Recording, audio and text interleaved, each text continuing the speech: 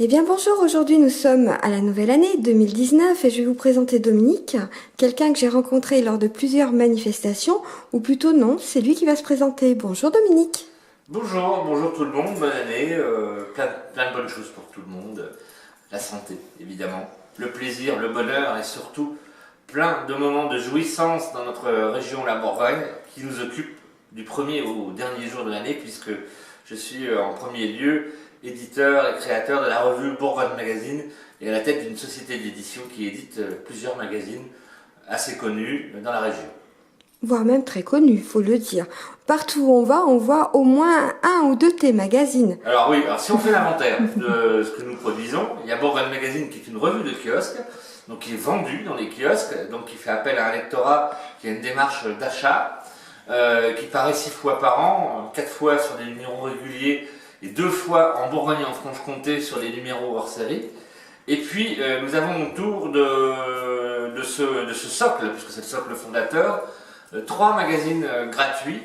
Un premier dans l'ordre chronologique des choses qui s'appelle Dijon-Beaune Mag, que l'on trouve partout sur l'axe Dijon-Beaune, mais pas seulement sur l'ensemble de la Côte d'Or, qui lui est plus attaché à la vie, au business et à l'art de vivre dans le poumon économique de la région Bourgogne. Il a un pendant sur internet qui s'appelle dijonbeaune.fr, que nous envoyons à quelques dizaines de milliers d'abonnés, nous avons une newsletter qui lui nous permet de faire de l'actu. Voilà, pour les deux fondateurs de l'ensemble. Et puis depuis 3 ans, Thomas Barbier m'a rejoint pour développer notamment Femmes en Bourgogne, qui est un trimestriel féminin qui connaît un gros succès, notamment à Dijon, on ne voit que ça. Et puis un annuel de prestige qui lui s'adresse plutôt, qui est une sorte de magnifique carte de visite nationale voire internationale qui s'appelle Dijon Capital, qui est une revue de prestige. Alors tout ça c'est porté par une équipe de permanents d'une dizaine de personnes, entourée d'une vingtaine ou une trentaine de collaborateurs plus ou moins réguliers qui ont des statuts très différents. C'est une fourmilière comme ça qui produit du contenu et qui fait que notre région elle a la chance d'avoir une vitrine des plus agréables et des plus profondes. Et puis justement, quand on parle de vitrine, là tu vas vraiment nous faire tout visiter et nous ouvrir les portes que tu n'as jamais, que tu n'as jamais ouvert à personne. Non, je crois bien, hein, c'est ça. Je suis la première, je suis très honorée, je te remercie Dominique. Et ben voilà, on va juste se décaler. C'est un lieu qui a été créé par mon épouse, parce que mon épouse Evelyne est de l'aventure depuis le début, alors même plus que de l'aventure, parce qu'elle a tout suivi, tout connu. Nous sommes dans un bâtiment qui est un centre d'affaires dont elle a la gestion, qui s'appelle le Vermont à Fontaine-et-Dijon, et en sous-sol, elle m'a dit, écoute, à un moment donné, on va quand même montrer ce que c'est que l'histoire de la Bourgogne à travers tout ce qui a été produit chez nous. Et voilà.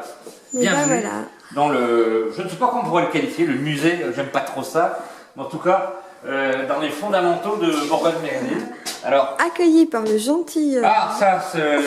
cet escargot est connu des participants Cabotte d'Or au Clos Vougeot. Régulièrement, nous le sortons pour des belles soirées. Alors, ça fait vraiment, c'est de l'archéologie, hein, franchement. Ça, cet appareil photo, il a 45 ans, donc je l'ai eu tout jeune, parce que je ne suis encore pas très vieux. Tu as 20 ans, voilà, évidemment, 20 Dominique. Mon premier Macintosh en 90, qui fait que je suis devenu éditeur grâce à ça, parce que la PAO est arrivée au début des années 90. C'est elle qui a permis à des petites équipes de faire un boulot qui était impossible à faire auparavant. Donc c'est elle qui a permis l'émergence comme ça de tas de magazines. Et là on arrive directement en 95. Allez, on va se promener. Alors on fêtera cette année, on fêtera les 25 ans de la création de Bourgogne Magazine, puisque en réalité j'ai commencé à bosser sur le premier numéro de Bourgogne Magazine en 1994. Donc à la fin de l'année on fera un événement, on vous en reparlera plus tard, on vous réserve ça pour une autre interview, mais qui va marquer les esprits et qui sera placé sous le signe du patrimoine et de l'élégance. On ne vous en dit pas plus. De toute façon, à chaque fois qu'il y aura une sortie, j'espère que tu nous feras l'honneur de nous présenter le magazine en avant-première. Mais la maison est accueillante. Hein. Tout à fait, avec tout à l'heure on découvrira l'équipe qui est remarquable. Donc voilà. Alors j'adore ce dessin, parce qu'il a été fait par un copain. Alors on a des collaborateurs, c'est devenu des copains depuis longtemps, puisque avec Bernard on a presque 25 ans de collaboration aussi. C'est un Bordelais, bon on le pardonne, mais il a un talent fou où il nous explique que pour faire un magazine, et après tout ça c'est très pédagogique, il nous dit qu'il faut déjà un beau pays. Alors un beau pays qui s'appelle la Bourgogne en l'occurrence. Et puis il faut aimer les gens. Ça c'est important, aimer les gens.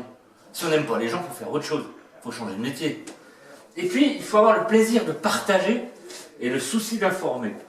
Et oui, on ne fait pas un magazine pour se la péter. On fait un magazine pour montrer des choses et qu'elles soient partagées. Puis il faut connaître du monde. Il faut se faire connaître. Il faut aller vers les gens. Il faut se faire des amis. Il faut aussi un siège social agréable et pratique, nous y sommes. Voilà, on est en sous-sol, hein, on vous montrera quelque chose de plus lumineux après. Et puis, trouver les meilleurs collaborateurs. Alors après, il y a la réalité. Voilà. Il faut un peu d'argent pour payer son loyer. Il faut les meilleurs collaborateurs. Il faut se déplacer dans le pays, parce qu'on ne fait pas ça par télécommande. Le reportage, ça ne se fait pas à distance. Il faut du matériel. Il faut trouver un imprimeur. Il faut savoir distribuer. Et puis il faut payer l'URSSAF, les impôts. Ah, voilà. Ça c'est moins marrant. Je sais pas comment ça par exemple, fait l'impôt, pof, tout s'arrête. Comme par hasard. Et alors il faut surtout plein d'idées. Mais les idées, en fait, on n'invente pas grand chose. Hein. Le métier de journaliste, je le dis toujours, c'est un métier, on fait les pommes. On prend les choses, on se les approprie et on les restitue à notre public. En essayant de les trahir le moins possible. Il n'y a pas de perfection dans ce métier. Mais en tout cas, on s'efface complètement devant ce que sont les faits, les choses, les paysages. On essaye juste de les restituer à ce qu'ils ont de meilleur. Et là, vous avez ici dans l'escargot tout le process. Parce que je m'étais amusé à faire le détail de toutes les opérations qui précèdent la réalisation d'un magazine. J'ai compté entre 35 et 37 métiers différents possibles. Si on avait le pouvoir et les moyens d'être spécialiste. Mais c'est pas le cas. On est dans une TPE, une petite entreprise, où on fait tous 5 ou 6 métiers différents en même temps, parce que c'est la réalité des choses qui veut ça, tout simplement. Tout à fait. Et voilà, donc on arrive en 95, The First, une photo de mon camarade Lechner qui doit vivre au Brésil, je crois maintenant. Voyage en terre dorée. Et ça, quel moment d'émotion. Quel moment d'émotion. Donc c'est le tout premier, on est bien d'accord. Absolument. Donc voilà, on découvre encore un scoop. Dis donc, on va avoir plein de scoops aujourd'hui, Dominique. Scoop, nos lecteurs, on a des lecteurs qui sont fidèles depuis 25 ans. C'est l'intérêt de Bourgogne Magazine. Je trouve finalement, regardez, ça a un quart de siècle. C'est toujours d'actualité. Je vois des choses plus moches encore qui sont aujourd'hui, entre nous. Hein. J'ai les noms, je ne dirai pas. Mais non, on va les taire, les taire. Tout ça là, ce sont les Bourgogne Magazine qui au fil du temps nous ont permis des moments très forts. Cette photo prise par Jean-Luc Petit, elle était faite peu de temps avant l'assassinat de frère Roger. D'accord. Et quand on regarde, quand on voit son regard, la lumière, ce bleu comme ça, c'est fabuleux quoi. Et on se dit qu'on a fait une couverture d'événement, quelque part, sans le vouloir. De la même façon que celle-ci, Jean d'Ormesson, nous avons rencontré dans son château, parce que en fait sa famille était propriétaire historiquement du château de Saint-Fargeau. Regardez le regard d'Ormesson. Et bien ce papy-là nous a fait vendre des tas d'exemplaires, parce que c'est ça une couverture qui marche. Il faut la réussir. Voilà.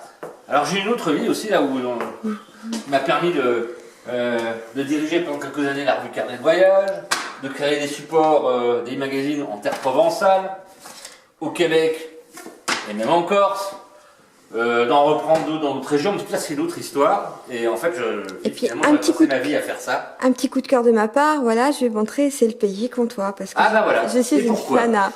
Et ben tout simplement. C'est un coup de cœur aussi, moi, pour moi. Ce sont les 2 premiers magazines parce que, en fait, je suis bressan d'origine. Et la Bresse, chacun le sait, on est à cheval sur la Bourgogne et la Franche-Comté. Voilà.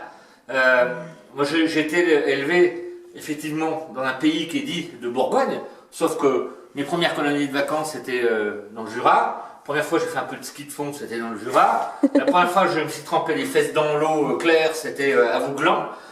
Comme beaucoup de monde. Et les premières fois je suis allé au bal, c'était à Blétran quoi. Donc les Francs-Comtois, je les connais par cœur. Et quand on a eu l'occasion, au début on voulait créer un magazine parce qu'on estimait que la surface était trop large, pas assez importante, pardon. On voulait créer Bourgogne-Comté Magazine. Et à l'évidence, on s'est dit non, c'est pas possible. Du coup, on a fait 2 magazines. On a fait Bourgogne Magazine et Pays Comtois qui est parti dans d'autres mains aujourd'hui, mais qui maintenant n'existe plus. C'est pour ça qu'on le remplace avec une autre revue qui s'appelle Cœur de Comptoir. Ça veut dire une chose très simple, c'est qu'on a beau se réinventer des régions aujourd'hui.